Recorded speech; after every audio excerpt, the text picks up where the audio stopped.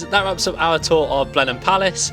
Really enjoyable day out. Meg booked this one for us. What was your highlight? Yeah, just a lot to do there. So we just did the main palace today, but you've got all the gardens and the grounds. So I think we'll go back in the summer because it's not too far for us to get to, so that we can do all the outside bits. Yeah, I'd recommend either get in there as soon as it opens so you can do everything in the day. Alternatively, it might need 2 days if you do the palace and the garden separate.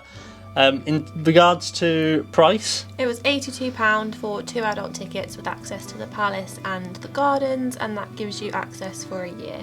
Good value all in all, I thought. Yeah, definitely. Let me know in the comments below, guys, if this is somewhere you have been to before or if you plan to visit in the future. Finally, make sure you like, comment and subscribe, and we'll see you on the next adventure.